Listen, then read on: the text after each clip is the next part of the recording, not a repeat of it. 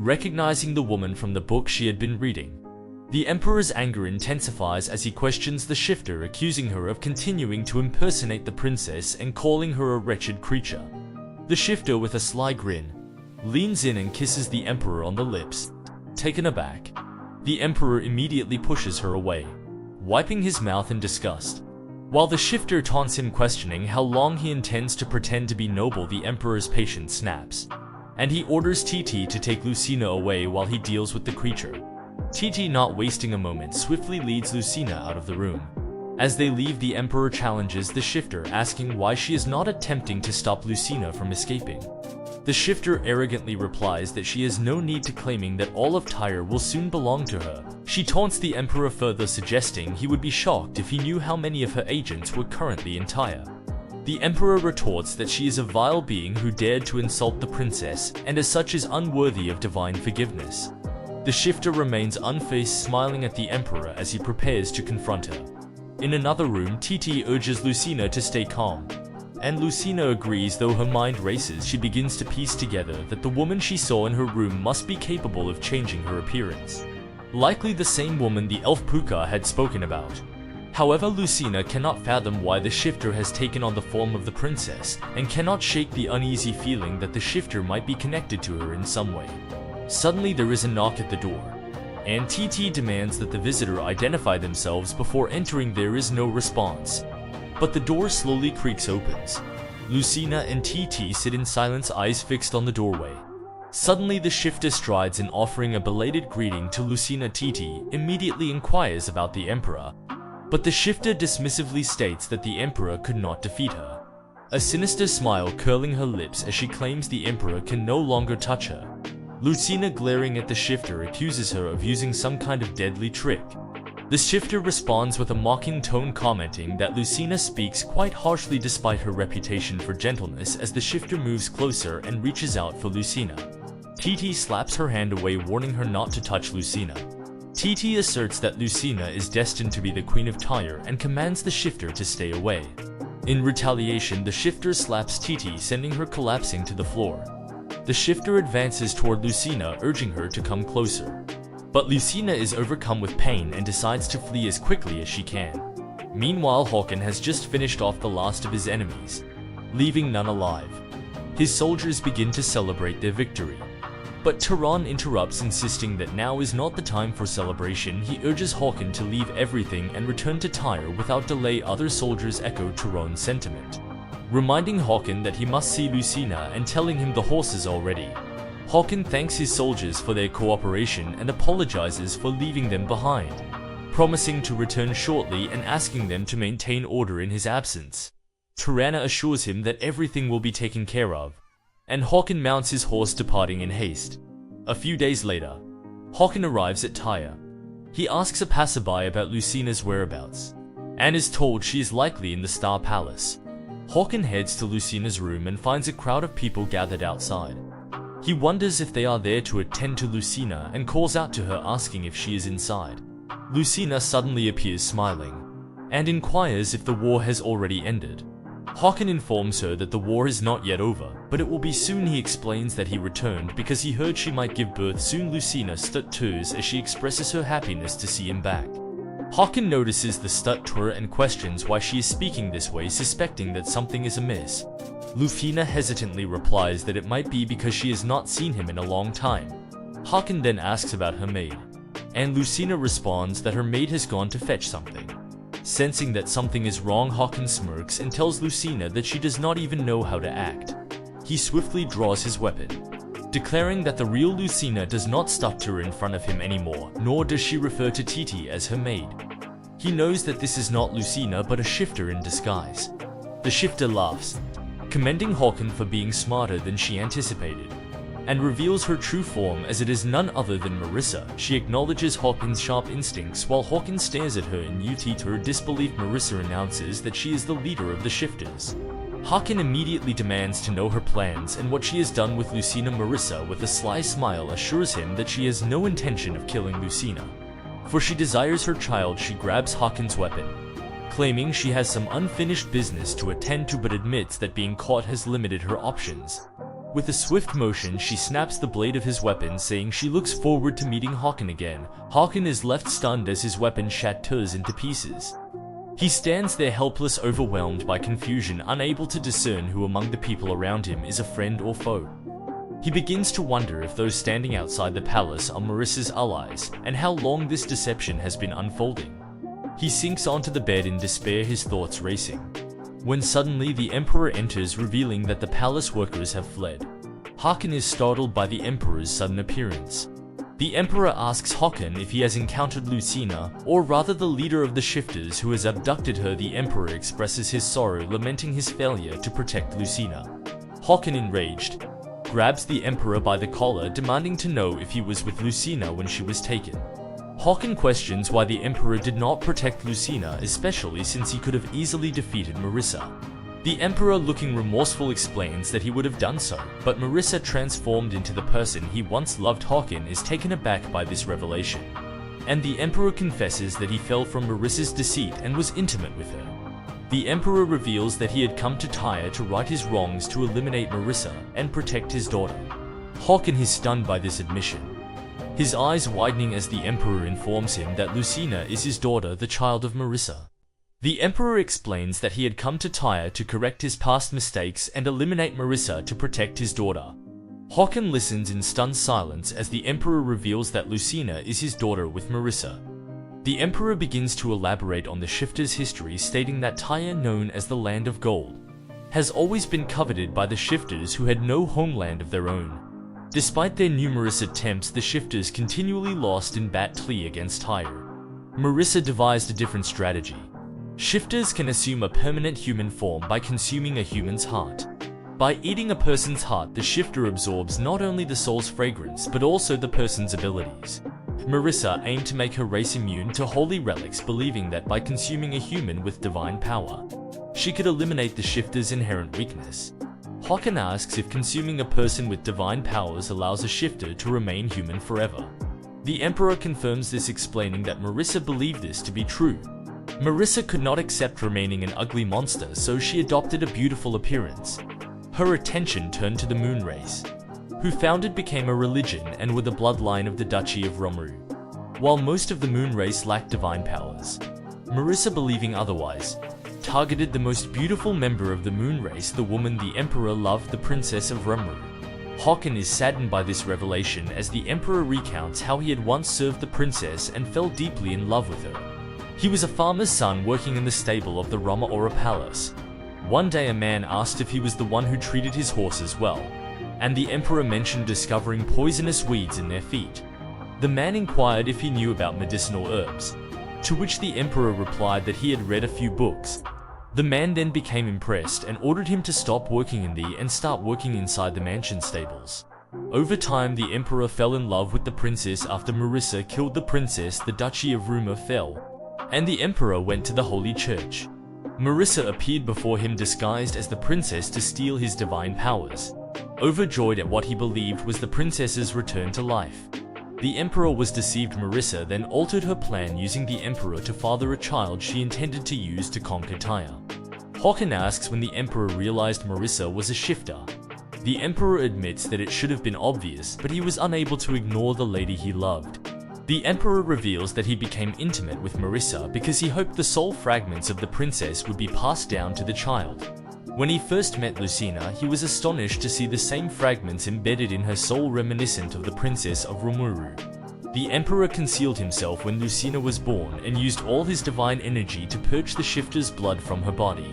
Hakan inquires if this is why the Emperor slept for so long. The Emperor confirms, stating that Marissa had anticipated his moves. She orchestrated Hakan's marriage to Lucina, a revelation that shocks Hakan. Upon awakening, the Emperor had searched Lucina, and upon learning she was in the Baron's mansion in Bryan, kept a close watch. He discovered that the Baron's eldest son was in league with a dark mage, an agent of Marissa. Despite his efforts to intervene, someone thwarted him. Eventually, the Baron's son began acting erratically and attempted Luke Tyler's treasure. Hakan realizes that Marissa orchestrated everything from the theft to the attack on the Baron's mansion. He asks the Emperor why he did not come to Tyre sooner. The Emperor explains that Marissa kept a close watch on him, and without Lucina's letter he might not have made it to Tyre. Haakon is astonished to learn how vulnerable he had been to the Shifter's machinations. The Emperor declares that it is all over, but Haakon questions why he believes this. The Emperor explains that Marissa seeks the child Lucina carries, hoping to use it to gain both dragon and divine powers. Haakon, though he has already lost his wife, resolves to bring Lucina back at all costs, insisting that it is not over yet. The Emperor acknowledges the danger, but asks Haakon to consider where the Shifters might go, believing he might have an idea. Haakon inquires why the Shifters did not kill the Emperor and spared him instead. The Emperor explains that while Marissa was absent, someone had helped him, leading him to believe that this person might also know the whereabouts of both Marissa and Lucina. He tells Haakon that there are no Shifters currently in the palace, which means they need to take immediate action. Haakon starts to wonder what has transpired in Tyre in his absence, unable to comprehend how the Emperor has been lurking around the palace so secretly. The Emperor leads Haakon to a hidden location, revealing that he has been in hiding there since the Shifters' arrival. Haakon realizes they are heading towards Jyra's library. Entering the library, Haakon is shocked to see his mother Adar alongside Titi and Jyra. He asks Sottir if something unusual happened while he was away, and Adar confirms she sensed something amiss with the palace servants some time ago. She notes that the atmosphere of the palace had been changing since Haakon left, and Jyra confirms that Adar discovered something critical.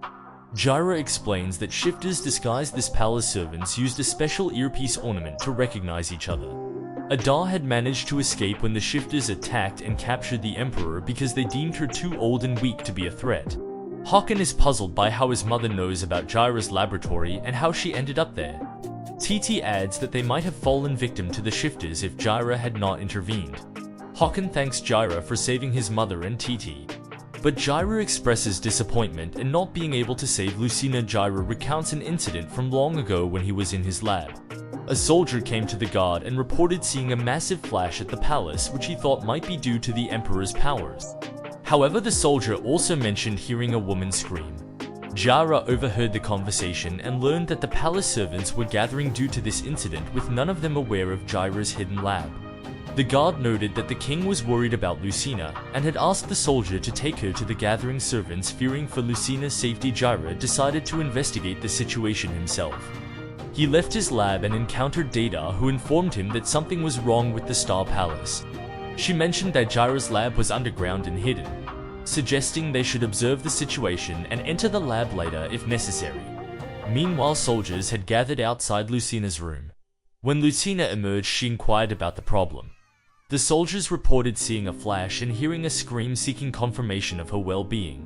Lucina, believing the disturbance was due to the Emperor checking her, reassured the soldiers and sent them away. However, it was Marissa, not Lucina, who had appeared.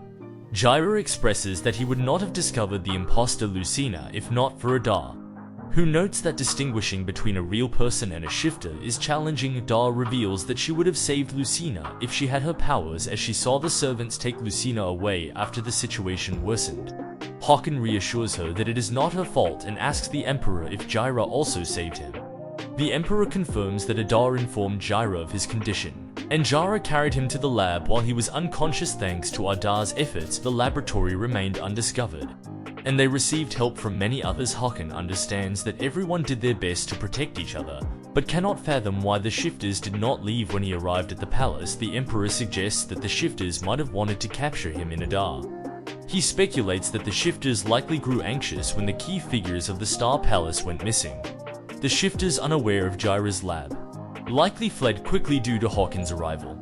Haakon laments his failure to protect Lucina and asks Jyra if he saw anyone taking her away. Jyra reveals he saw the Shifters disappearing behind the Star Palace and asks the Emperor if there is any location he suspects.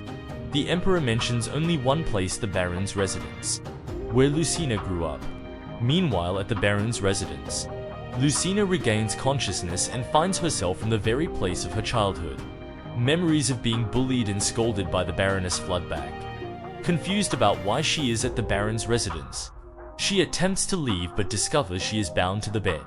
A voice emerges asking how it feels to be back at the Baron's residence. It is Marissa, the leader of the Shifters, smiling wickedly at Lucina. Lucina demands that Marissa stay away from her, but Marissa responds with a chilling revelation that she knows how terribly the Baroness treated Lucina.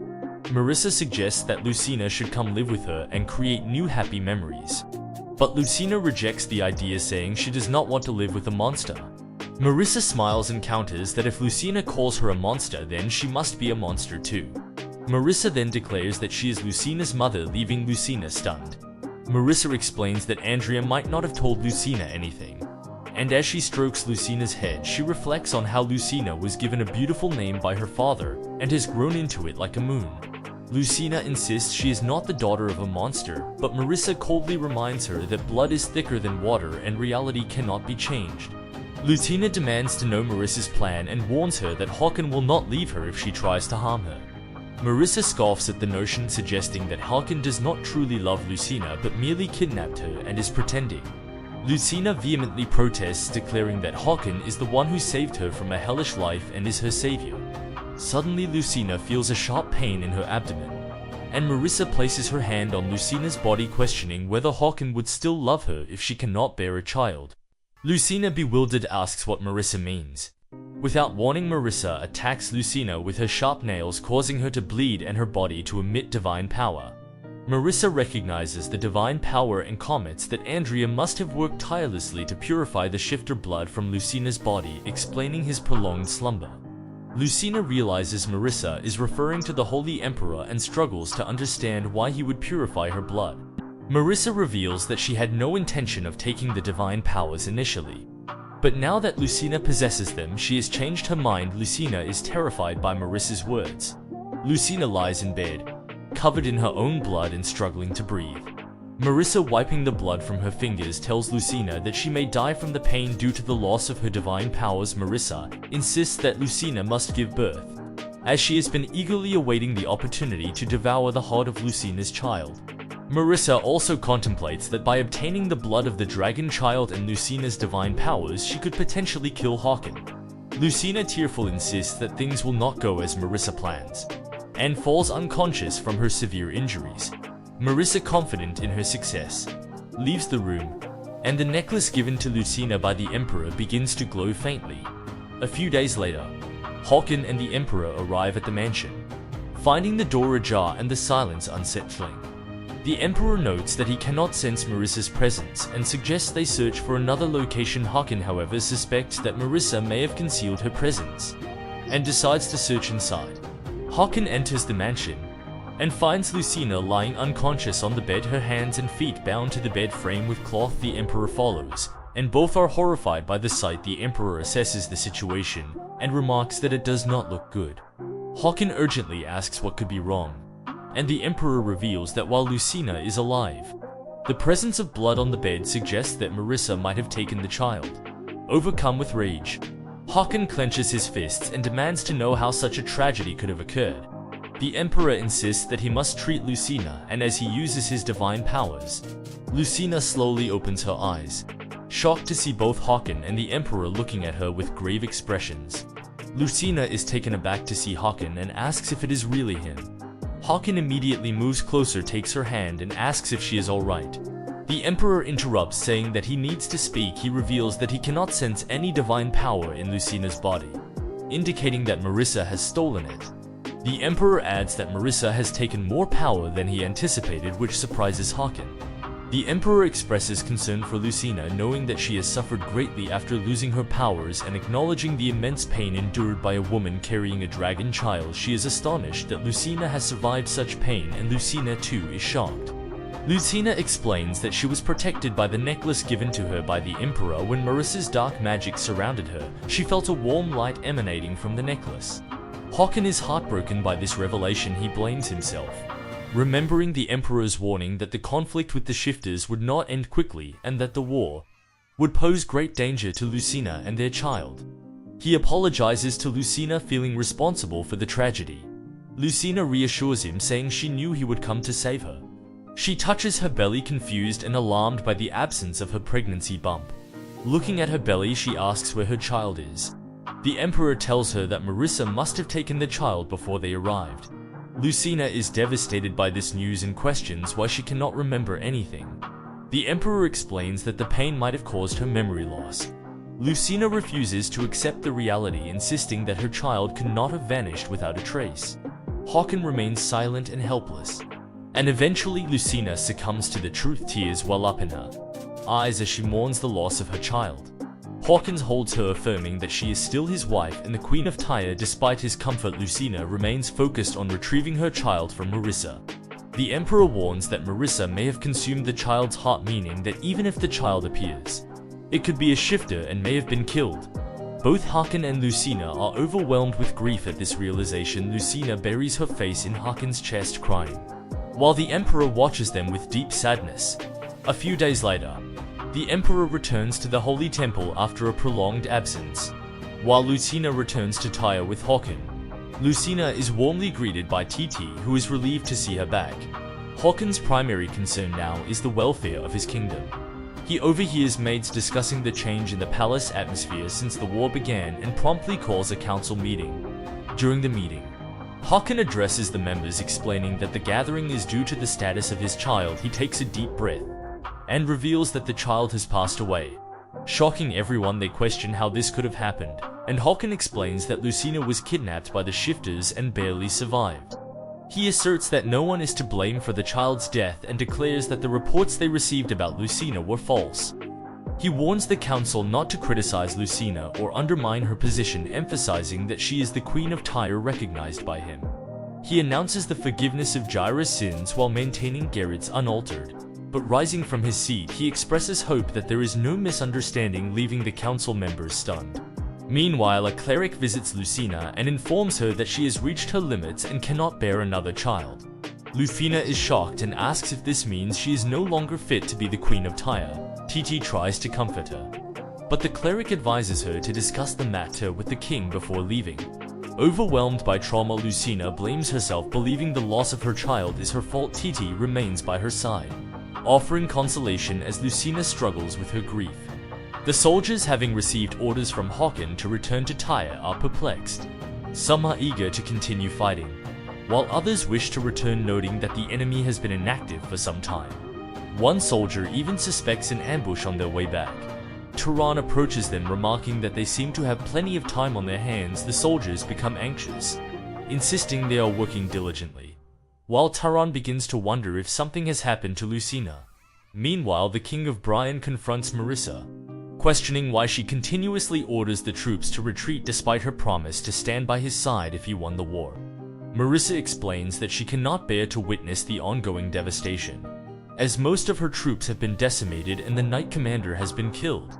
She suggests that there are other women who might be more suitable for him, but the king insists that Marisa is more valuable to him than anything. He embraces her and she reciprocates, though she privately questions how long she must continue to please him. Marisa then devises a plan to focus attacks on Haakon. She believes that Haakon will be off guard due to the recent lowland attacks, making it an opportune time to strike and bring about the downfall of Tyre and its great king. The king finds her strategy impressive and laughs, while Marisa hugs him, feeling satisfied to serve someone she views as an easily manipulated old man. She also intends to deal with some of the Brian soldiers, seeing an opportunity to do so. Later, as Turan leads his soldiers back, some Brian soldiers observe them searching for Haakon. Deciding to eliminate the Tyre soldiers, they draw their bows to carry out their mission. Suddenly, one of the Tyre soldiers is struck by an arrow. Turan recognizes it as a black arrow and grows fearful, lacking the holy relic. His fellow soldier urges him to leave as he is already injured. Turan apologizes but is told to escape quickly, as more black arrows land nearby. Turan mounts his horse and retreats with the remaining soldiers. The Brian soldiers, witnessing the Tyre soldiers' flight, attempt to pursue them.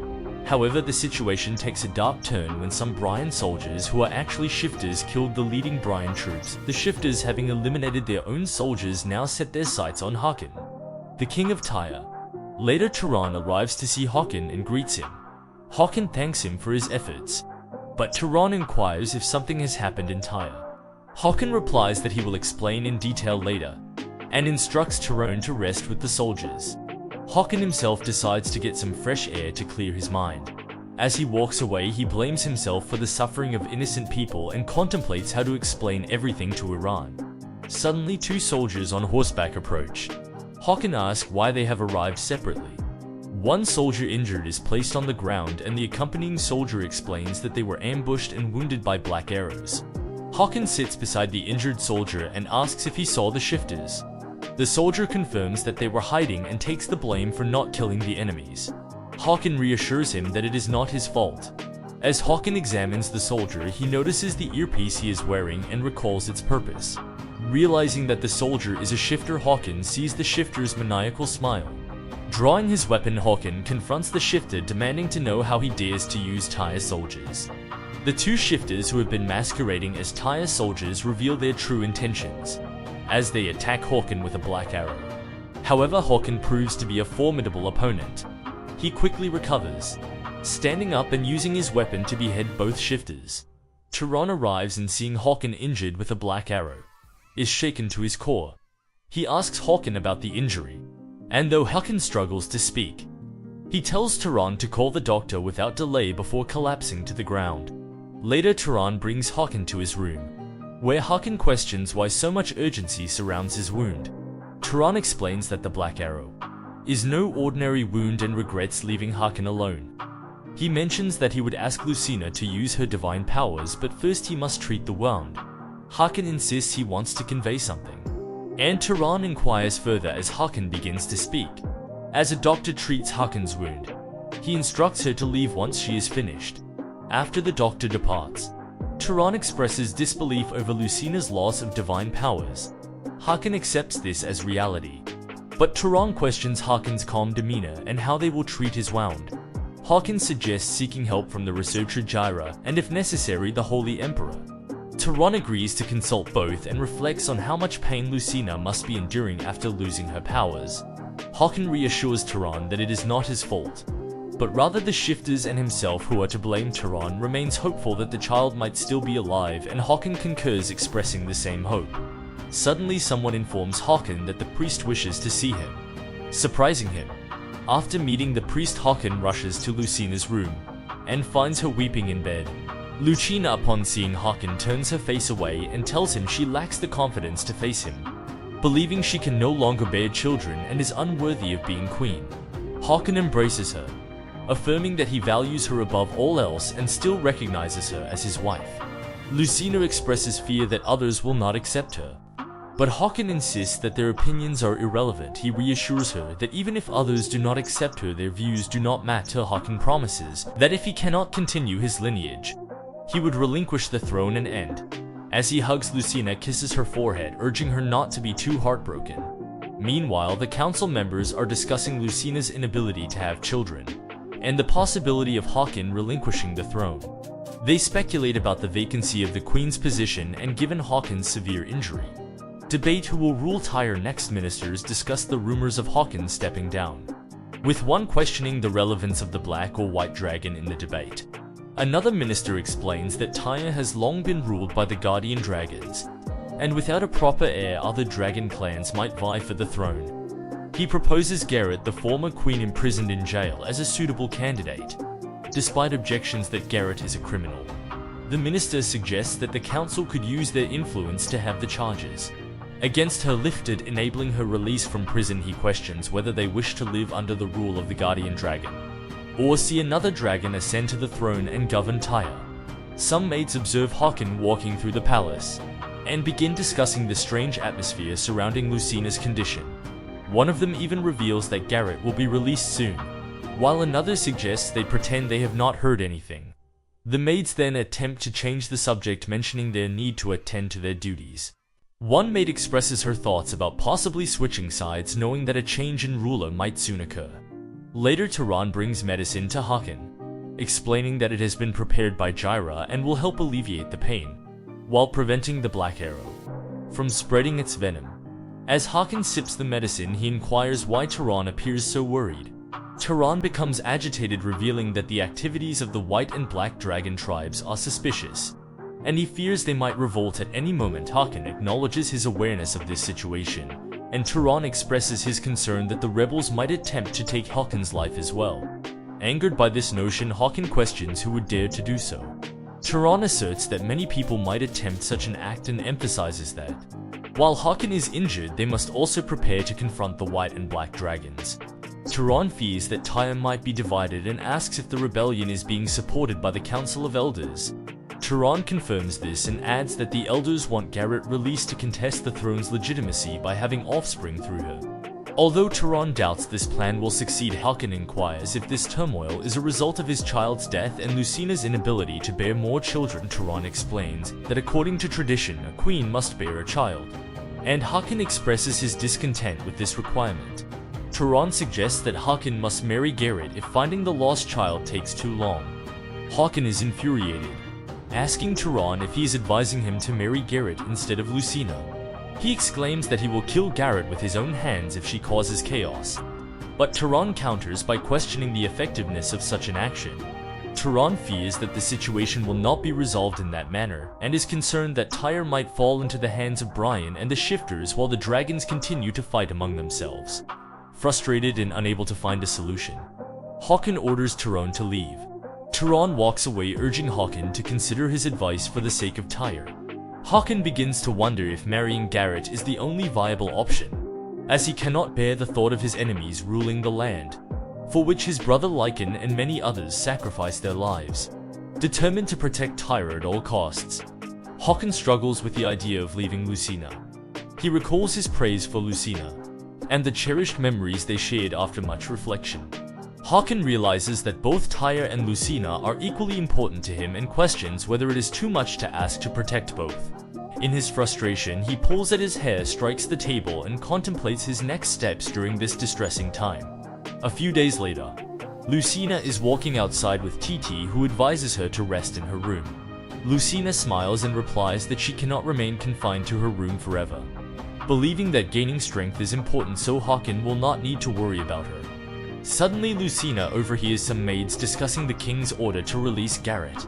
Titi quickly urges Lucina not to listen to them, dismissing it as mere rumor, but Lucina demands to know the truth from the maids. The maids, appearing frightened, cause Lucina to become distressed, as she asks them if the king has indeed ordered Garrett's release. The maids quickly leave, claiming they have urgent mat tours to attend to as they fear get Ting into trouble. They hurry away, and Titi tells Lucina not to pay attention to their words. Titi points out that many false rumors circulate within the palace, citing even a rumor that Jaira is involved in an affair.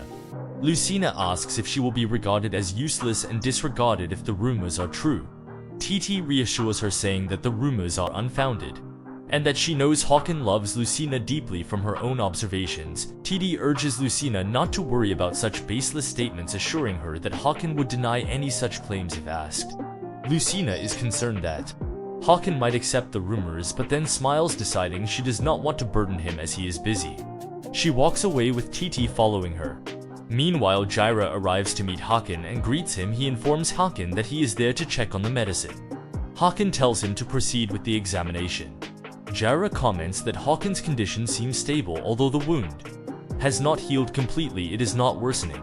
Jaira notes that full recovery will take time, and Hakan acknowledges this. Observing Hakan's demeanor, Jaira senses that something is troubling him. When asked, Hakan dismisses it as nothing, so Jaira prepares to leave. However, Hakan requests that Jaira stay and listen to his problem. Surprised, Jaira asks if Hakan is seeking advice, to which Hakan affirms, acknowledging Jaira's intellect as the highest in Tyre. Jaira inquires about the nature of Hakan's question. Hakan begins by framing it as a dilemma concerning a friend from another kingdom, but admits it is actually his own predicament. He explains that the issue revolves around succession and the pressure of multiple claimants to the throne. Jaira realizes that Tyre also lacks a clear successor and wonders if Hakan is referring to the black and white dragons, though he suspects Hakan is talking about himself. Hakan reveals that to protect the throne his friend must marry a woman from an enemy nation despite already loving another woman, implying he must abandon her to secure the kingdom. Jaira understands that Hakan is referring to Lucina, but is uncertain about the other woman since Tyre has not previously formed alliances through marriage. Suddenly, Jaira considers that Hakan might be contemplating Marion. Garrett asks Hakan what choice he would make in such a situation. Jaira reflects that he has always wished for Lucina's happiness, and would choose the woman he loves even if it meant the kingdom's downfall. He notes that while many leaders have revived crumbling kingdoms, he has never heard of one who has healed their own heart after betraying their lover. Hakan agrees, acknowledging the difficulty of mending a broken heart. He thanks Jaira for his counsel, and Jaira comments that Hakan seems personally invested in the story. Jaira inquires if Hakan is very close to his friend, but Hakan, panicking, denies any personal connection, insisting it is just a story. Jaira accepts this with a smile, wishes Hakan happiness with Lucina, and leaves. Hakan sighs, realizing that Jaira may have known the true story from the beginning. Nonetheless, he feels that his mind is clearer after their conversation and decides to visit Lucina that night. When he arrives at her room and knocks on the door, he receives no response and begins to think she may have gone somewhere.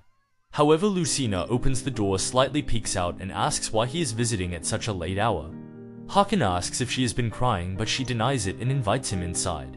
Once in the room, Lucina asks Hakan what brings him there. He reveals that he has something important to say and has given it considerable thought. Hakan gently runs his fingers through her hair and asks if she would leave Tyre with him. He expresses his desire to abandon the power and glory to live a peaceful life with her, away from the conflicts of the kingdom. Lucina asks Hakan where they would go after leaving Tyre, and he suggests that they could either go to Brian or the Holy Temple, which could offer her protection. Lucina grows anxious and asks what would happen to Tyre. Hakan assures her that she is far more important to him than Tyre. He holds Lucina's hand and reassures her that Tyre will not fall apart due to his absence. He points out that his mother has regained consciousness and that Turan and Jaira are both intelligent and wise.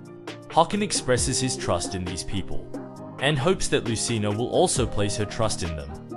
He tells Lucina to take her time to consider his proposal, as he also needs time to make preparations for their departure, acknowledging the magnitude of the decision.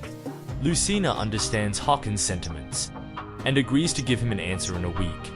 Hakan promises never to leave her again and vows to always keep her happy so that her smile never fades. He then kisses her hand while unseen. A mysterious figure observes them silently from outside the room. The next day, Lucina hopes that what transpired the previous night was not a dream. She finds it hard to believe that Hakan had asked her to leave Tyre with him and wonders if they could truly find peace outside the kingdom. Titi enters the room to wake Lucina and, upon seeing her already awake, smiles at her and notices her improved mood. Lucina inquires how Titi knows she is in a good mood, to which Titi responds that happiness is evident on her face. Lucina excitedly asks if this is true, but Titi clarifies that it is not literal, adding that Lucina is simply too innocent. Lucina smiles and apologizes for causing Titi concern. Titi then offers to bring breakfast to Lucina's room. Lucina agrees with a broad smile, and Titi tells her to wait a moment. As Lucina waits, she reflects on what might happen to Titi, Jaira or Turan if Hakan leaves Tyre. She remembers Hakan's assurances that Tyre would not collapse without him, given the capabilities of Turan, Jaira, and his mother. She recalls his offer to give her time to think and make a decision. Lucina considers that Tyre should be fine without Hakan and decides not to dwell on the past but focus on what lies ahead. Suddenly, someone knocks on the door. When she asks if it is Titi or someone else, there is no reply. Calling out to Titi once more, she is met with silence until a person in a black robe obscuring their face enters the room. Meanwhile, in Tyre's prison, a person rushes toward Garrett with news. Garrett lifts her head and inquires about the news, and person informs her that those seeking her release are gaining power. Garrett asks why, and the figure explains that it is due to Lucina's inability to bear children. Garrett becomes excited, questioning the truth of this information. The figure confirms that it is true, and the elders are preparing to release her so they can continue the king's lineage through her. Garrett laughs maniacally, causing the soldier to become uneasy. Garrett exclaims that it is amusing to think that Lucina, despite being given so much importance, has been rejected. She declares that only she is destined to be the Queen of Tyre and no one else can assume this position. A few days later, Lucina approaches Hakan with her decision. Hakan is surprised and asks if she has truly made up her mind. Lucina notices his nervousness, remarking on his flushed face. Hakan, feeling shy, admits that it is because Lucina appears more beautiful than ever. Lucina thanks him for recognizing his effort to dress beautifully for her. She leans in, and Hakan hugs her, asking if she is ready to leave Tyre with him. Lucina gazes into his eyes and reveals that she has thought deeply about their future. She confesses that she has made up her mind, and to Hakan's surprise informs him that she will not be leaving with him. Lucina accuses Hakina of forcibly bringing her to Tyre and failing to protect their child. She says she cannot trust him and prefers to go to the temple. Where she can protect herself, she pulls away from Hakan. Her voice cold and tells him not to hold on to her. Hakan is taken aback by Lucina's response as he questions why she is uttering such words. He acknowledges his mistakes and faults, vowing that he will remain by Lucina's side from now on, assuring her that things will be different. Despite his promises, Lucina pushes him away, retracting her hand and declaring that it is enough. She accuses Hakan of abducting her and failing to protect their child, which is why she cannot trust him. She challenges him, asking what he will take from her next, and Hakan resigns himself to his fate. He admits his wrongs, acknowledging that he was once immature and selfish, but asserts that meeting Lucina has transformed him into a better man capable of sacrificing his life for her. Lucina responds that she does not want his life, and walks away, making it clear that her last request is for Hakan to let her go if he truly loves her. As she exits Hakan's room, a maid tells her that it is too late, but Lucina ignores her, continuing to walk away and eventually sitting down in grief. Tears begin to flow as Lucina weeps, murmuring to herself that this is the only way. A few days prior, Turan had visited Lucina in disguise, revealing that he had overheard her and Hakan's intentions to leave Tyre. He spoke candidly, advising Lucina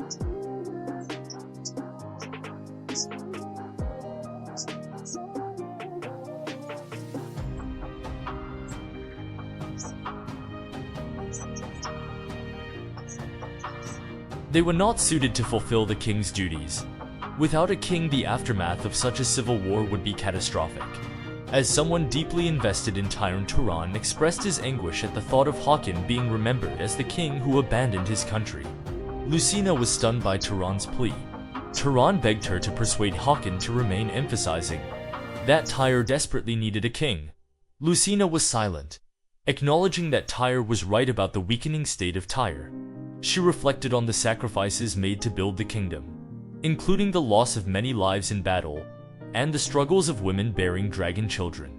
Hakan, she noted, had dedicated himself to research that would one day allow women to give birth to dragon children without difficulty. Lucina feared that without Hakan, Tyre would revert to its past struggles, and his achievements would be forgotten. She realized that while Hakan had provided her with a comfortable life in Tyre, she was uncertain about what would happen if he chose to follow her. Turan instructed Lucina to make Hakan give up on her. He advised her to adopt a cold, cruel tone to ensure that Hakan would lose all hope. Though Lucina was pained by the idea of hurting Hakan, Turan insisted it was the only way for both the king and Tyre, despite his own reluctance to see Hakan suffer. Turan pleaded for Lucina's cooperation, leaving her feeling helpless as Thuran departed. Lucina was overwhelmed with anxiety, crying as she faced the prospect of Hakan's resentment as she rejected him. She recalled how Hakan had always shown his genuine heart, even when she was fearful, and resolved to make the sacrifice for his sake. Lucina retrieved the wooden box and began packing her belongings, pausing to gaze at a toy Hakan had brought for their child. She lamented that her dream of a family had been shattered, recognizing that she could no longer envision such a future. As she packed, she contemplated Hakan as a great king of Tyre. Feeling that she should not struck his path, with tears streaming down her face, she hoped that Hakan would eventually forgive her. Hakan is engaged in work with Turan, yet his mind drifts to Lucina. He cannot erase the last image of her from his memory, the hand that pushed him away and the lips that severed their bond. Hakan had implored Lucina for love, but she never opened the door. Now he feels as if time itself has stopped. Turan calls out to him, bringing him back to the present. As Turan informs him that Lucina is set to leave for the temple the next day, Hakan realizes how much time has passed.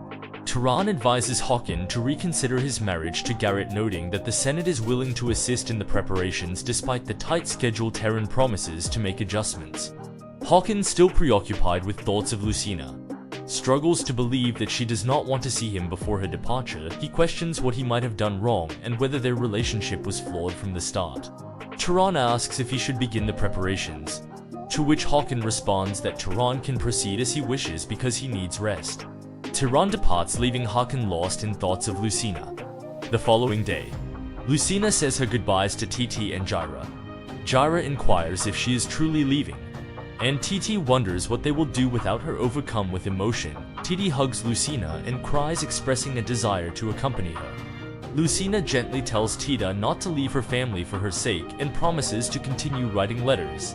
Jaira offers to help Lucina, who appreciates his intentions but insists that he should focus on helping Håkon complete his research on the drug. Lucina asks about the carriage, and Jaira confirms it is ready to depart standing in front of the palace. After a moment of silence, Lucina allows Jaira to take her luggage.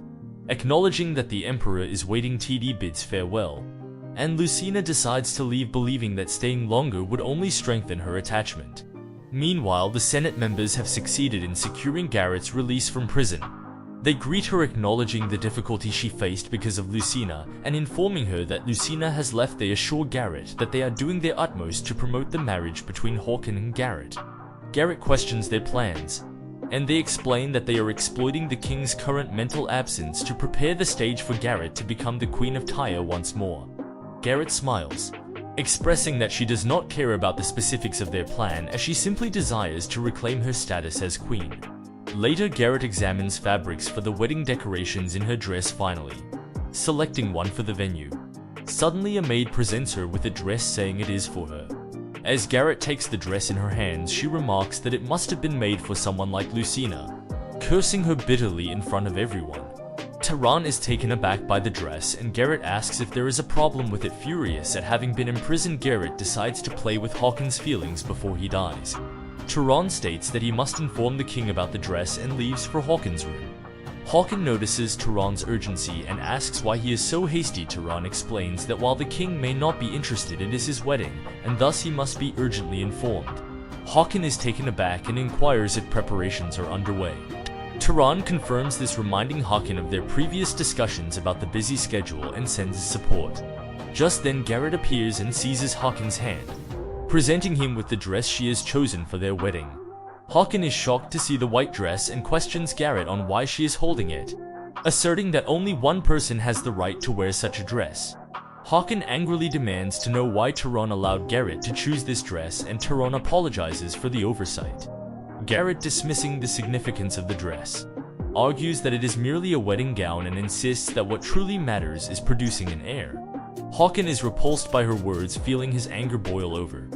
He declares that there is no benefit in marrying someone he does not love. In a fit of rage, he rips the dress apart and throws it to the ground, ordering Tehran to burn it and cancel the wedding. Tehran pleads with Håkon to consider Tyre and its people, but Håkon shuts him down, insisting that he has no reason to be king if he cannot be with Lucina. Consumed by fury, he vows to destroy everything with his own hands if necessary. The next day, as Lucina travels with the Emperor, he inquires if she is concerned about Tyre. She responds affirmatively, expressing confidence that Håkon and the others will take good care of the kingdom. The Emperor, sitting beside her, acknowledges that Lucina has endured a great deal in recent days and offers his assistance should she need it. Lucina admits that even if she seeks the Emperor's help, her heart remains wounded and cannot heal easily. The Emperor is saddened by her words, but reassures her that while he may not be able to mend her heart, he can offer comfort. He encourages her to open up to him whenever she feels the need, and Lucina agrees, wiping her tears. Suddenly, the carriage comes to a halt, and the Emperor suggests they check on it. Upon stepping out, Lucina is astonished to see Puka perched atop the carriage. As Puka transforms into an elf, Lucina, the surprise deepens, and she asks if he can simply change forms like that. Puka dismisses the question as irrelevant, and urgently informs her that Håkon has jumped into the Fire Valley. Lucina, alarmed, requests more details, and Puka recounts the events. A few hours earlier in Tyre, Håkon had vanished abruptly, prompting an emergency meeting with the key figures. Tehran expressed concern about whether his pressure for Håkon's marriage might have contributed to the king's disappearance, particularly as the marriage was imminent. The Senate criticized Håkon for his irresponsibility in leaving before the wedding, and Garrett demanded to know his whereabouts. Tehran directed her to find Håkon herself, as she was the one who had angered him. The Senate rebuked Tehran for speaking against the second most important person after the king. Suddenly, Adar entered the room, halting the argument and revealing that she knew Håkon's location. Shocked, everyone listened as she explained that according to ancient traditions, the umbilical cord of a child was preserved after birth, and a part of a dragon's body could always find its way back to its original form, even if severed. Tehran inquired as she had located Håkon using the umbilical cord, to which Adar confirmed, saying the necklace was guiding her to Håkon. She disclosed that Håkon was in the Fire Valley. Puka, who had overheard the conversation, immediately left to inform Lucina. Back in the Fire Valley, Haakon stands amid the lava. His wings spread as he endures the intense heat. The temperature of the valley is so extreme that even the guardian dragon's body cannot withstand it. Soon Haakon's flesh will begin to melt and his heart will be consumed by the lava. As he stands there, he starts to hear Lucina's voice seemingly from nowhere, leaving him bewildered as he wonders why he is hearing her. Lucina has arrived at the Fire Valley in a desperate attempt to save Haakon, accompanied by Turon and other soldiers. Turon is astonished to see Lucina heading towards the cliff, and upon spotting the Emperor, he inquires how Lucina came to know of Haakon's predicament. The Emperor promises to explain everything later, but insists they must closely monitor Lucina, uncertain of her actions in such a situation. Turon agrees and both men begin to follow her. Lucina reaches the edge of the cliff searching frantically for Haakon. Puka warns her of the dangers, but she insists on finding him. Overwhelmed, Lucina blames herself, regretting her decision to leave Haakon. She questions why she did not realize sooner that she would have no reason to live if he were gone, believing that abandoning him would make him happy. Suddenly she feels a burn on her wrist, but dismisses it as insignificant compared to the pain she has caused Haakon. Determined to save him, she resolves to do whatever it takes. As Turon tries to intervene, the Emperor intervenes, stating that Lucina will not heed their warnings. He uses his powers to create a protective layer around Lucina's body, and she notices that she no longer feels the heat. Realizing the Emperor's magic is shielding her, Lucina continues her search, scanning the lava for Haakon. She suddenly spots him being engulfed by the molten rock. The horrifying sight overwhelms her, and she cries out, calling desperately for Haakon. Turon immediately commands the soldiers to prepare a rescue team, and they mobilize without delay. Some soldiers express concern that even the guardian dragon might not withstand the intense heat for long. Turon reflects on the situation, realizing that no other tribe can provide assistance, and wondering if anyone can endure the heat other than the king himself. Meanwhile, Lucina, determined to save Haakon, devises a plan to utilize the Emperor's divine powers. Without hesitation, she leaps into the lava. Turon is stunned by her reckless action, while the Emperor intensifies the protective shield around her with his powers. The soldiers watch in amazement as Lucina, unaffected by the lava, plunges into the valley. Turon looks at the Emperor in disbelief, but realizing that it is the Emperor's holy powers that are enabling them to withstand the valley's extreme temperatures, Lucina finds Haakon and holds him in her arms, assuring him that she has come to save him. She assesses her own strength and attempts to lift Haakon, striving to pull him to safety. As she rubs his hand, urging him to open his eyes so she can speak to him, Haakon slowly regains consciousness. He murmurs Lucina's name, and upon seeing her, questions if he is merely hallucinating. Lucina reassures him that it is not a hallucination, as she is indeed there to rescue him. Haakon, feeling her touch, realizes it is real and grunts in response. Lucina asks if he is alright and promises that he will be saved soon. Turon orders the soldiers to bring ropes, ladders, or any equipment necessary to rescue both Lucina and Haakon from the valley.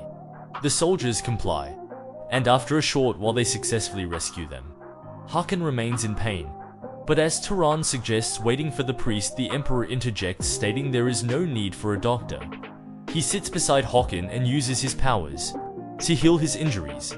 The Emperor assures Lucina that everything will be fine, and she thanks him. Lucina then turns to Haakon, asking about his condition. Haakon responds that he is fine as he sits up. Lucina apologizes, admitting she was wrong to think she had to leave Tyre for the sake of Haakon and his people. She begins to cry again, expressing that she does not harbor resentment toward Haakon and would never have left him had she known how much he would suffer from her rejection. She confesses her heart, stating she does not want to leave him. Haakon, touching her face, acknowledges his own faults, admitting he was not worthy of Lucina's trust.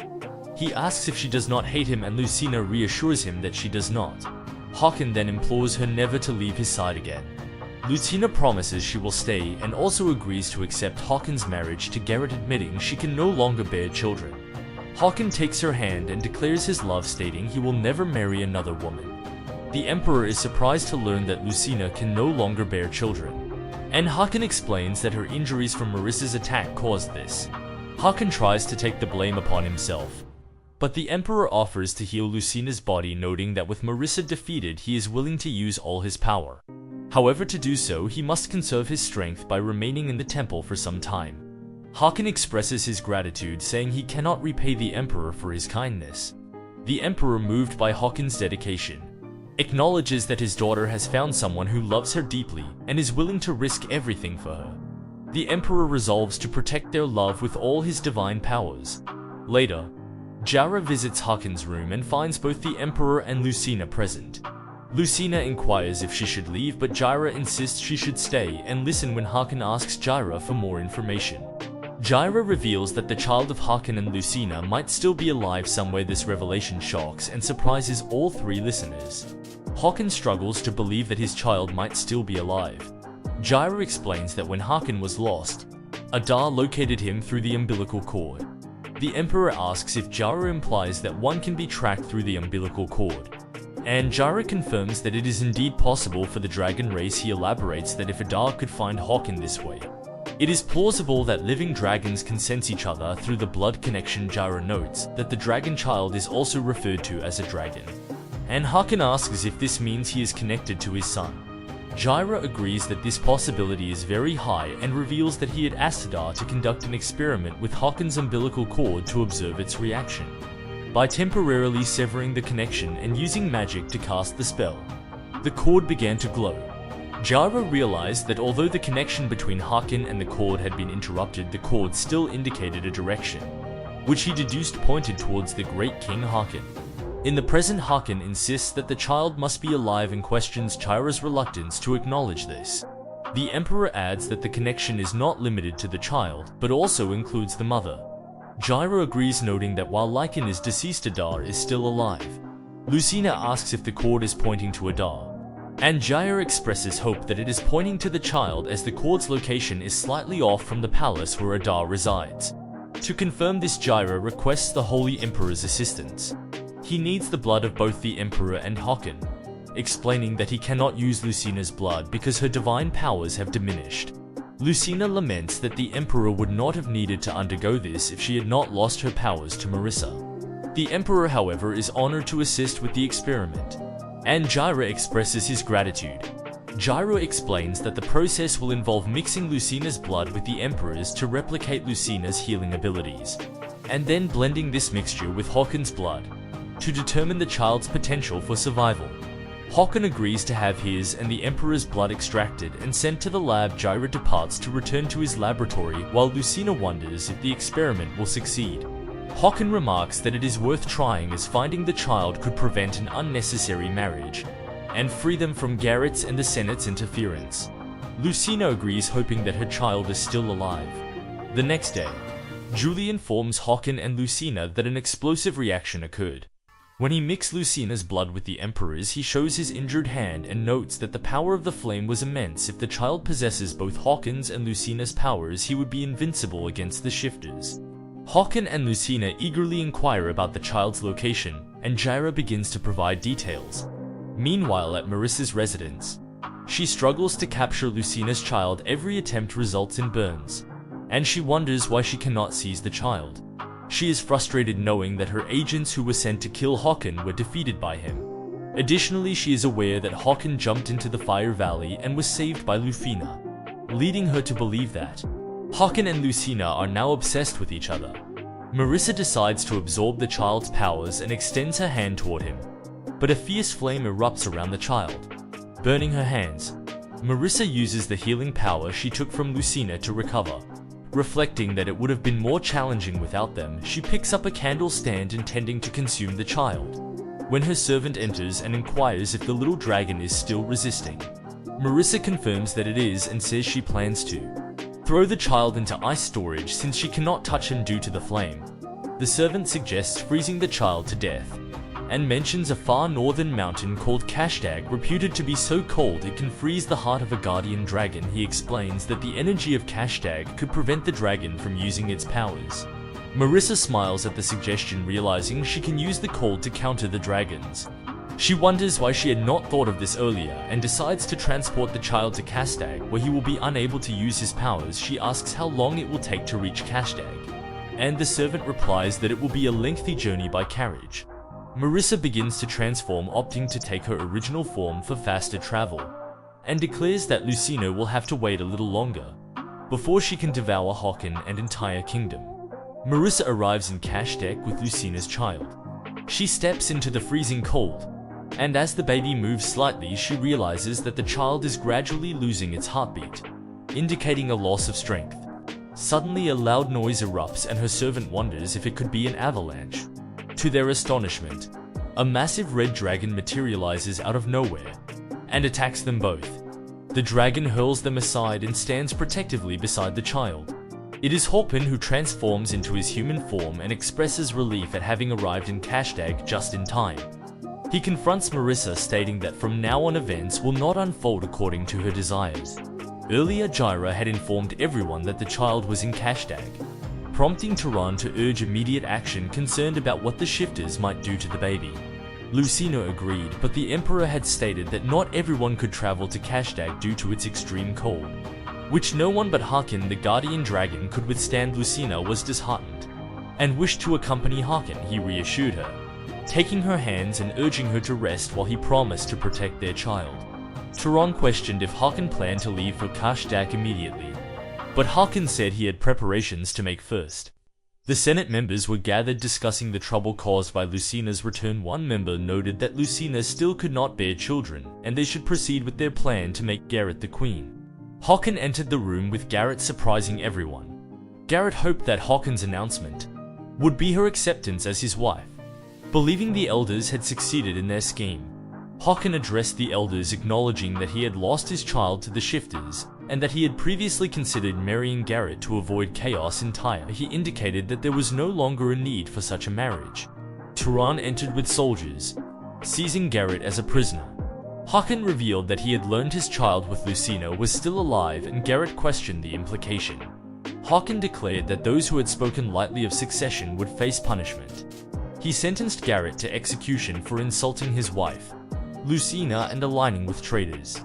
The cleric was summoned with poison, and Garrett pleaded that it was a misunderstanding, insisting she never intended treason. She claimed she only wanted to be the queen, and blamed the elders for the chaos. Haken confronted her, asking if she did not understand the consequences of insulting Lucina. But Garrett called Lucina a bitch, claiming she did not deserve to be queen. Haken retorted that Lucina had not left voluntarily, but had been driven away. Turan was embarrassed by Haken's words. As the cleric administered the poison, Garrett began to cough violently, falling to the floor as she gasped that she should have killed Lucina earlier. She died, and Haken ordered the room to be cleaned. He announced that anyone daring to replace him or his wife would face the same fate, while those who pledged loyalty would be accepted and forgiven. Fearing Haken's power, all Senate members swore their allegiance to him and Lucina. Turan also pledged his loyalty, and Haken instructed him to consider the feelings of those he served despite his own good intentions for Tyre. Turan apologized, and with Haken's preparations complete, it was time for him to search for his lost child. Back in Kashdaq, Haken tells Marissa that he will confront her. She responds, warning him not to be too arrogant, reminding him that his brother had fallen victim to her in a similar manner. Both prepare for battle as the confrontation between them begins.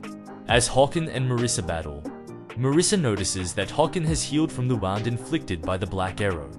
Haken reveals that he was cured by the Holy Emperor. Marissa remarks that while Haken is more skilled in combat than his brother, he will still be unable to withstand her divine powers, realizing that the fight will be endless if Marissa continues to use Lucina's powers. Haken discards his weapon and draws a dagger, declaring his intent to use it to kill Marissa. She taunts him, questioning whether he truly plans to use a mirror toy knife against her. Haken responds that Marissa will have little to say after experiencing the effects of the dagger and challenges her to try it.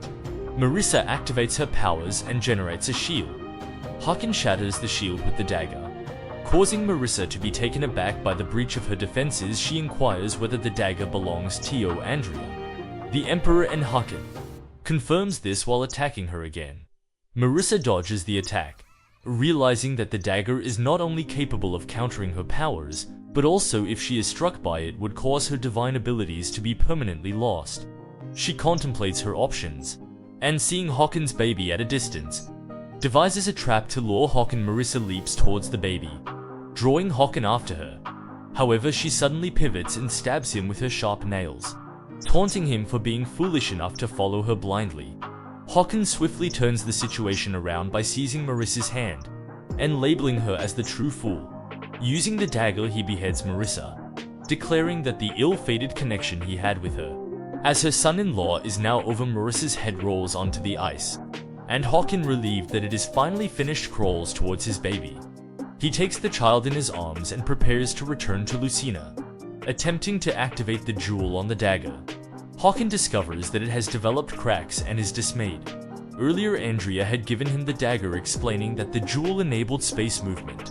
Andrea had instructed Håkon to use the jewel to return to Tyre, but warned him that cracks might impair or disable its function, thus requiring careful handling. Håkon decides to send the baby back first, as the jewel is not entirely broken. He activates it and places the dagger beside the baby, who is transported away. Håkon then resolves to transform into a dragon and return to Tyre, but collapses from exhaustion and weakness, losing consciousness in the snow of Kashdeg. Back in Tyre, everyone anxiously awaits the arrival of the baby. When the child finally appears, Lucina is overwhelmed with surprise and joy. Andrea advises patience, explaining that they must first confirm whether the baby is a shifter. Using his necklace, Andrea verifies that the baby is indeed Håkon and Lucina's child. Lucina, deeply emotional, holds her child in her arms, marveling at how it is the same baby she had carried for months. The child responds with a smile, and Lucina hugs it tightly, apologizing for her inability to protect it. Tyrone questions why Håkon has not yet returned, and Gyra inquires if something has happened in Kashdeg. Andrea suspects that the crack in the jewel might explain why only the child has arrived. He surmises that the battle must have been fierce based on the damage to the jewel. And Lucina begins to worry about Håkon's condition. Andrea reassures her that Håkon is a formidable warrior and they should wait. But Lucina insists that she cannot wait passively. Lucina, now determined, snatches the dagger from Andrea's hand and declares that she will go to Kashdeg herself. She feels a surge of power coursing through her body as the dagger restores her divine abilities. Confident that this power is sufficient to help her survive in Kashdeg, Lucina reassures herself. Andrea cautions her to keep in mind that divine power is not inexhaustible, it depletes with use. He advises her to use it wisely, reminding her of past instances when she felt faint or lost consciousness after using her powers. Lucina vows to conserve her energy to protect Håkon. Andrea agrees to send her as soon as possible, but insists she must find a way to return on her own. Lucina expresses her gratitude, but Gyra suggests that it would be beneficial for Andrea to accompany her. Andrea, acknowledging his recent extensive use of power, explains that his own abilities are limited, and it is best for Lucina to go alone. Lucina realizes the burden Andrea has borne for her, but is reassured when he tells her not to worry as his powers will recover with rest. Lucina smiles and asks Andrea for his assistance in preparing for her journey to Kashdeg. Adar then approaches and advises Lucina to take Håkon's umbilical cord with her, explaining that it will help her find Håkon more easily and emphasizing that Lucina is just as important as Håkon to her. Lucina promises to return safely and departs. Later, Lucina traverses the icy expanse of Kashdeg. Encased in a protective shield, she struggles to move through the ice and suddenly trips, causing the umbilical cord to fall into the snow. As the ice around the cord begins to melt due to its intense heat, Lucina deduces that Håkon must be nearby. She retrieves the cord and continues her search, until she finds Håkon lying unconscious in the snow. Overwhelmed with emotion, Lucina rushes to his side and finds him gravely injured. Tears stream down her face as she realizes that Håkon has saved their child despite sustaining severe injuries. Lucina is relieved that she has used minimal energy to maintain the divine shield around her. Activating her powers, she begins to heal Håkon's wounds. After a few moments, she informs Håkon that she has treated all his injuries. She places her hands on his chest, and feeling his body growing colder and his heart nearly stopping, wonders if the extreme cold is the cause. She removes her coat and covers Håkon, hoping to raise his body temperature, embracing him. She softly tells him that their baby is safe and they must return together to see their child. Lucina lies beside Håkon, urging him to hold her and running her fingers over his lips. She sheds tears, pleading with him to open his eyes and look at her. Meanwhile, Håkon finds himself at the edge of life and death, encountering a bright, warm light that reminds him of times he was healed by Lucina. Whether as a dragon or during their earlier trials, he recognizes that the light represents Lucina's enduring presence and resolves not to give up. Determined to see her again, Håkon opens his eyes and finds himself where he fell. Lucina, resting on his chest, stirs and is astonished to see Håkon awake. She quickly grasps his face, expressing how much she missed him. Håkon, aware of her deep affection, takes her into his arms and kisses her, reciprocating her sentiment, and confessing that he has missed her just as much. Håkon places the code back on Lucina, and announces that he will transform into a dragon, to fly them back to Tyr. He inquires if Lucina has ever flown on a dragon's back, and she is astonished at the prospect of riding one, as has never ridden a dragon before.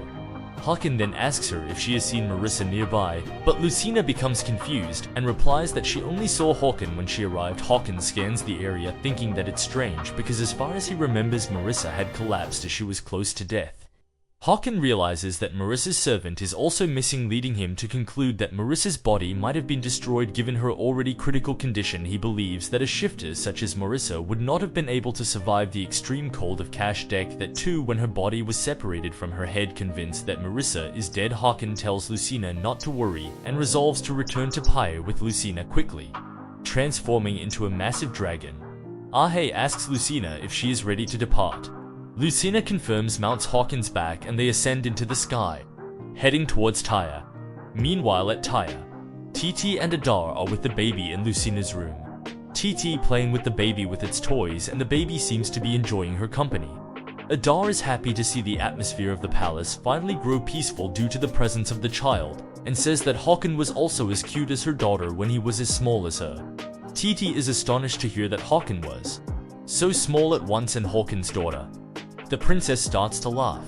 Adar realizes that the baby has recognized Håkon's name as he is her father, and TT says that the princess is very brilliant. However, she suddenly becomes sad and says she wishes Lucina was able to experience this wholesome situation as well. And Adar asks her why is she worrying a lot, because Adar believes that the king would be back with the queen really soon. TT finally lets go of the stress and says she also hopes that Lucina and Håkon can return as soon as possible. She suggests throwing a grand party to celebrate the return of the king and the queen, and Nodder also agrees with her, saying it's a great idea in her opinion. The baby also giggles to hear TT's words and surprises her with a breath of flame. That causes TT to become speechless and leaves her as black as coal. Adar smiles and says that the baby is also agreeing with TT, and TT smiles to hear her words as well. Meanwhile at the royal palace of Brian, Marissa meets the king and greeting him, expresses her happiness at seeing him again. After being beheaded, Marissa's servant had managed to revive her by reattaching her servant head to her body, using her unique power to absorb energy that was more stronger than other shifters, thanks to which Marissa is alive as she woke up the very moment her servant reattached her severed head to her lifeless body. Now in the presence of the king, Marissa remarks that she couldn't wait to see him and claims to be feeling unwell. The king notices a scarf around her neck and asks if she has caught a cold, offering to call a doctor and provide medicine. Marissa declines, saying she is fine. The king smirks, indicating his desire to spend time with Marissa. Marissa, viewing him as a man driven by his desires and pig in heat, she smiles and praises him, then takes a seat on the bed, asking if he would do her a favor. The king, eager to please, responds affirmatively, saying there is nothing he won't do for her.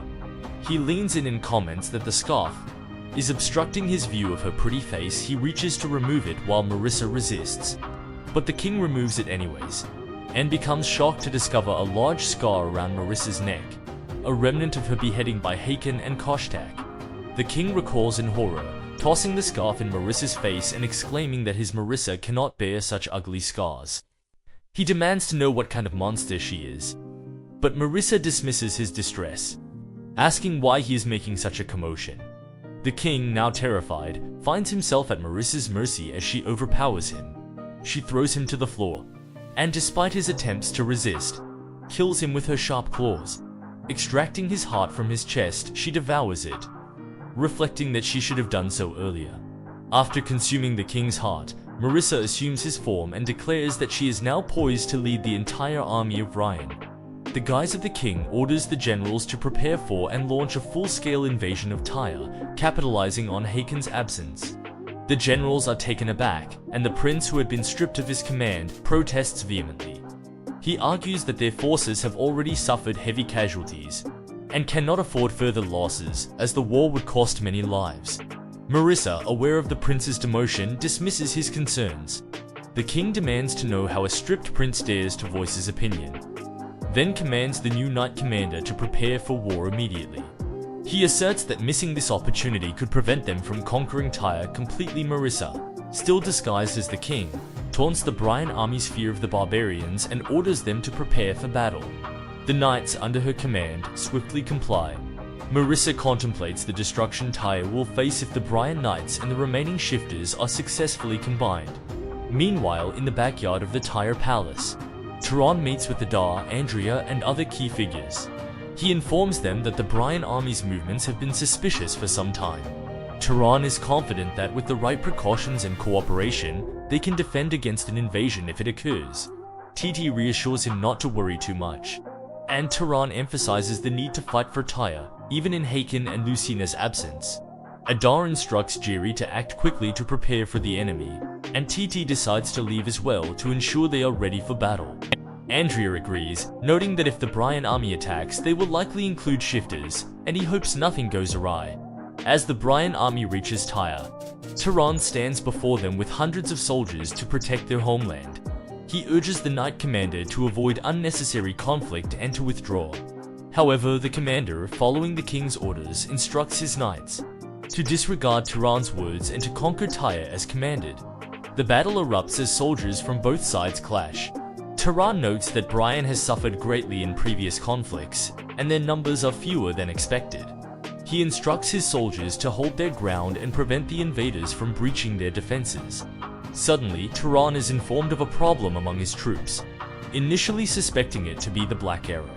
Turan is shocked to discover that Tyre's soldiers are fighting each other. The Brian army mocks them for the infighting, and Turan quickly realizes that shifters are behind the chaos. Unexpectedly, dragons from the White and Black Dragon tribes arrive, casting Black Hawk powder on the shifters. Turan is astonished, and the dragons, in human form, explain that they were informed by Hawken about the Black Hawk powder to counter the shifters' disguises. A dragon, a member of Hawken's Senate, reassures Turan that with the Black Hawk powder, they can defeat the shifters. Turan asks if they will continue to assist, and the dragons affirm their loyalty to Hawken and Tyre, ready to help, with the shifters being overcome gradually. The Knight Commander notes that even though Tyre's response has been swift, some shifters have already infiltrated Tyre. Meanwhile, in Jerry's laboratory, Jerry comments on the abundance of Black Hawk powder, and Adar notes that they are no longer helpless against the shifters, as everyone in Tyre is now equipped with the powder. Jerry announces he will leave to distribute powder to the Andrea and Titi. As he departs, Adar notices a book on the table, and praises Jerry for his dedication to their research. Suddenly, Adar senses movement, and turns to see a familiar figure at the door. Shocked to recognize Leekin, her firstborn, Leekin greets her, questioning if she has forgotten him. Adar, trembling, exclaims that her son died long ago and deduces that the person before her is merely a shifter. Leekin remains calm, asking why she speaks so coldly, and claims to have returned after protecting his younger brother as promised. He takes Adar's hand, places it on his face, and pretends to cry, causing Adar to shudder with fear. Adar is stunned to see Leekin standing before her. Memories flood back of the promise Leekin made to protect Haken at all costs, a promise Adar had worried over. Leekin tells Adar that he has missed her greatly, and Adar is overwhelmed by the sight of the shifter taking on the form of her deceased son. She is torn between her desire to protect her son and the reality that this being is a shifter. She questions whether her request for protection was too much, but Leekin reassures her, expressing his happiness to see her. He extends his hand, urging her to embrace him as her son who has returned to fulfill his promise. Overcome by emotion, Adar falls into his arms. They share a heartfelt embrace while Leekin, who is truly a shifter, grins maliciously. Just then, Jerry returns, apologizing for keeping Adar waiting. Seeing Adar in the shifter's arms, Jerry immediately intervenes, pulling her away and pushing Leekin back. He warns Adar of the danger posed by the shifter's scheme. The shifter reveals that he would have taken Adar's life had Jerry not arrived in time. Adar quickly reacts by throwing Black Hawk powder at Lycan. The powder reveals the shifter's true form, and Jerry, declaring him a wicked creature with a grotesque appearance, stabs him in the belly with a dagger. As the shifter dies, Jerry tells Adar they need to move to safety. Once outside, Adar apologizes for her emotional reaction, but Jerry reassures her, suggesting that anyone would have acted as she did. He expresses gratitude for her revealing the shifter's true identity, and emphasizes the need to continue moving as they have a long journey ahead. Meanwhile, Andrea is with TTI and the child inside the palace. He uses his powers to create a protective barrier around the palace. TTI suggests him to have some rest, noting that they already have the Black Hawk powder. Holding the powder in her hand, she shows it to the child, who becomes excited. She assures the child that they will be safe as long as they have the powder. Moments later, Andrea finishes the barrier, and TTI asks if they need to worry about the palace anymore. Andrea confirms that they should be safe, though he regrets that his power is not sufficient to make the barrier stronger. Suddenly, a loud bang interrupts them. Andrea tells TTI to wait while he investigates the source of the noise. TTI hands him a bag of Black Hawk powder, urging him to take it with him. Outside the palace, two maids are blocking Lucina, preventing her from entering. They suspect she might be a shifter given that her arrival seems too timely. Andrea arrives just as Lucina sees him and begs for his help, explaining that Hawken went to assist her on and a war has broken out. Lucina cries, distressed over her search for her child. But Andrea coldly questions how many more times she will pretend to be Lucina. Realizing the deception, Marissa, in her true form, shows surprise at being discovered. She dispatches the maids with her claws, and Andrea, having overused his powers, struggles to build a protective shield. Marissa easily breaks through the shield with a single attack, taunting Andrea about his weakened state. Determined not to let Marissa pass, Andrea resolves to defend the palace even at the cost of his life. Marissa demands to know what he is hiding inside the palace and declares she will not hesitate to take both his powers and his life. As she attacks Andrea, wounded him severely, she muses about the taste of the Emperor's heart. Just as Marissa attempts to extract and consume Andrea's heart, a blinding light emanates from it. The light causes Marissa to scream in agony, and as it fades, Lady Lyova, the Princess Rimuru and Andrea's beloved, emerges before him. Andrea is taken aback to see Lyova standing before him. Lyova greets him, noting that it has been a long time, and adds that she must first heal Andrea's wound, as it is too severe. Using her powers, Lyova tends to Andrea's injury. Andrea, astonished, asks how it is possible for her to appear so suddenly. Lyova explains that a fragment of her soul has always been with Marissa, which is why she has been dormant inside Marissa's body for so long. However, when Marissa's body came into contact with Andrea's soul interacted with Lyova's, awakening her. Andrea inquires about Marissa's fate, and Lyova reveals that, like herself, Marissa has been temporarily put to sleep. Therefore, they must destroy her body as soon as possible. Andrea asks if Lyova will disappear from this world forever if he kills Marissa and destroys her body. Lyova confirms this, saying she will finally achieve the eternal peace she has always longed for. Andrea struggles to process this. Lyova tells him that she died long ago, and it is time for her body to follow her to the afterlife. As Andrea begins to weep, Lyova wipes away his tears and comments that although he has aged considerably, his heart remains as tender as ever. Lyova then tells Andrea that he must change for Lucina's sake, as she has achieved much in her life. Lucina has won the love of the Tyre people, and for her to continue growing and accomplishing more, Andrea must kill Marissa. As Lyova pulls her hand away from Andrea's face, he begins to cry once more. It has been a long time since they last met, and now she is asking him to kill her. She places a dagger in his hand, and he tells her she is being cruel. Nevertheless, Lyova is resolute in her sacrifice. She grips Andrea's hand, places the dagger against her neck, and closes her eyes, saying she is glad to entrust her end to him. Andrea is at a loss, unsure of what to do. Lyova urges him to act quickly, believing that Marissa will awaken soon.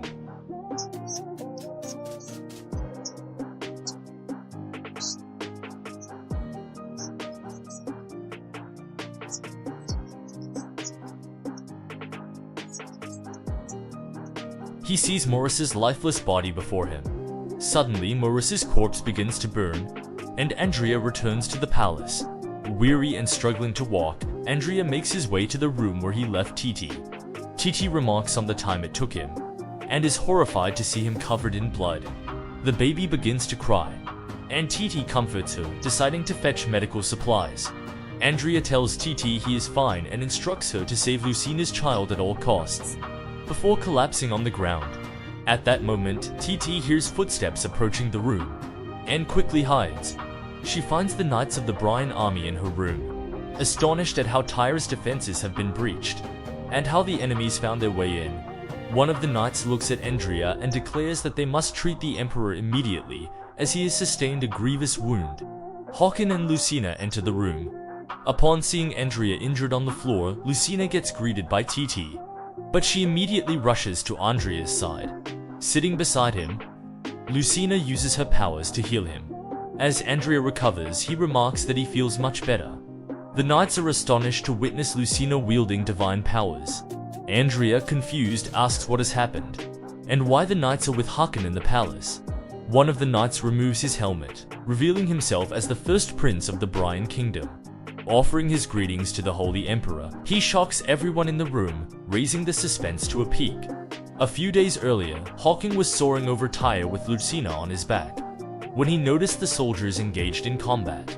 Realizing something was amiss, he instructed Lucina to hold on tightly as they needed to investigate the situation immediately. Håkon landed and discovered Brian knights fighting and invading his kingdom. He understood that the enemies had seized the opportunity to attack in his absence. However, Lucina observed that Tyre soldiers were attacking each other, leading her to suspect the involvement of shifters. She suggested informing Brian about the situation and addressing the shifter issue. Håkon, in his human form, told Lucina that they needed to locate the Black Hawk powder which they had in abundance. Later, Lucina held a bag of black powder and asked Håkon if it was sufficient. Noting that there were only a few shifters, Håkon reassured her that he would protect her and mentioned that the soldiers fighting at the front had also taken some powder, indicating that few shifters remained. He suggested that they would find the shifters within the Imperial Palace rather than at the front lines, and Lucina agreed. As they entered the palace, they encountered a maid who seemed frightened. At the sight of Håkon immediately drew his weapon, and the maid questioned why the king would do so, claiming she was lost. Håkon instructed Lucina to close her eyes, and upon her compliance, he swiftly dealt with the maid, asserting that he would not be deceived twice and that the maid had been lying. Lucina asked how Håkon knew the maid was a shifter, to which Håkon replied that she wore an earpiece commonly used by shifters. Suddenly, 3 knights arrived and Håkon the king asked their identities. They informed him they were not enemies and had come to meet Håkon. Håkon was puzzled, and when one of the knights removed his helmet, it was the Prince of Brian. The prince greeted Håkon, expressing his displeasure at meeting him on the battlefield, and Håkon recognized him immediately. The prince acknowledged being honored to be recognized by Håkon, but was questioned about his change in demeanor. The prince recalled Håkon having granted his request previously, leading him to believe that the rumors about Håkon were false. Håkon calmed down, pleased that the prince had revised his opinion, and asked why he had come. The prince explained that he wanted to halt the war, recounting how his father had never accepted that Tyre should not be attacked or that the Brian military was weaker. He recalled defying his father's orders to attack Tyre, and how his father had always been manipulated by a woman named Marissa. The prince requested Håkon ensure that the king of Brian would not repeat his foolish actions, as he wished to avoid unnecessary sacrifices. Håkon agreed, and the prince smiled. Håkon mentioned feeling the need to prevent needless sacrifices and informed the prince that dragon slayers, who were shifters capable of transforming into other beings, were causing confusion among the Tyre soldiers. The knights were startled by this revelation. Håkon added that Marissa was also a shifter, the most malevolent one, and he could not believe she was controlling the king. The prince was shocked to hear about Marissa, and Håkon urged him to reveal her true identity to the king to restore his sanity. The prince departed with his subordinates. As he rode back to his father's camp, the prince pondered Håkon's insight, realizing that Brian was never destined to win the war. Upon reaching the camp, he questioned why his father was attacking Tyre despite the slim chances of victory. Meeting 2 individuals who inquired about the war, he asked about the king. The guards informed him that the king had been inside for a long time, and had instructed them to deny entry to anyone. The prince attempted to enter, but was told he could not simply force his way into the king's tent. He asked his father for permission to enter, wanting to discuss the war, but the king rejected him, having ordered the guards to prevent anyone from entering. Suspecting that Marissa had come to the camp to manipulate the king, the prince decided to observe from the side of the tent, peering through a small hole. He saw the king seated, instructing a servant to handle the prince. The servant agreed, and it was revealed that Marissa was disguised as the king. She transformed into Lucina and said she had to search for her missing child, while her servants laughed. Lady Marissa's servant, having transformed into a knight, stepped out of the tent to deal with the prince, only to find that the prince was no longer there. He informed Marissa that the prince must have left, while in reality prince was concealed in the corner, observing everything through the hole in the tent. Back in the present, the prince explains that he knew Marissa would go after Lucina's child after summoning Lucina's form, which is why he came directly to the secondary palace. Harkin acknowledges that Marissa arrived before them and the prince apologizes for his tardiness. Andrea then reveals that he has already dealt with Marissa, shocking the prince to learn that the Holy Emperor managed tea alone. Andrea reassures him that everything has been taken care of, and Lucina notes that the Emperor has endured so much because of their troubles. Harkin expresses that he should have been the one to eliminate Marissa as the King of Tyre, feeling guilty about seeing the Emperor injured and stating that he has finally avenged his brother. Titi, relieved that Tyre will now be peaceful, hands the baby to Lucina and entions that this is the first time he has seen Harkin and Lucina together with their child. Lucina realizes Titi is correct, and Harkin agrees, stating that tea is a moment of unparalleled happiness for him, as it is the first time his family is united. Harkin reflects on the blessing of having a female dragon born after decades, and Lucina observes that the child resembles Harkin. Harkin replies that the child is as beautiful as Lucina. He embraces his wife and daughter, vowing to protect his daughter forever. The prince interjects that although the shifters have been defeated, the war is not over, as the Brian army will not retreat without his father's consent. He asks Harkin for another favor and inquires about his father's fate. If Marissa was impersonating the king, Harkin explains that shifters typically consume the hearts of their victims to maintain their disguises, suggesting that the shifters must have also consumed the king. The prince is alarmed and asks if there is any chance the king might still be alive. Harkin speculates that Marissa might have killed the real king to avoid detection. The prince, growing more anxious, receives Harkin's apology for his blunt honesty. Harkin urges him to be strong for his people, as their fate now rests in his hands. He emphasizes the need to drive the shifters from their lands, and the prince thanks Harkin, acknowledging that his words have clarified his mind. He vows to fulfill his duties and not repeat his father's mistakes, and Harkin expresses hope for the same. Later, the Brian Knights, frustrated by the resilience of Tyre and awaiting reinforcements, are stunned to see the prince approaching with Harkin, the leader of Tyre. Dismounting their horses, both Harkin and the prince order their soldiers to cease fighting and pause the battle. Turan, who is also fighting, commands his soldiers to obey Harkin's orders. The prince announces to the Brian Knights that their king has been killed by the shifters, specifically naming Marissa. The knights are shocked by this revelation. The prince further explains that the shifters are actually dragon slayers who are enemies of Brian as well, aiming to destroy both Tyre and Brian. Harkin tells his soldiers that they need not fight the Brian Knights, as the shifters have caused confusion among both armies. He throws Black Hawk powder onto the shifters, who scream in pain, revealing their true identities to the real knights and Tyre's soldiers. Turan admits he sensed something strange but did not expect the situation to unfold this way. One of the shifters, unable to endure the humiliation, draws his sword and advances to attack the prince. Harkin intervenes, drawing his own sword and slaying the shifter, protecting the prince, which astonishes the real knights. The prince declares that with the king's death, he will now assume the role of the new king and heir to the throne. He draws his sword, summons his loyal knights, and commands them to ally with Tyre to expel the shifters who have slain their king from their lands. Both Tyre soldiers and Brian Knights are inspired by the prince's words. Uniting their forces, they raise their weapons high, and the air fills with the resounding roars of warriors from both countries.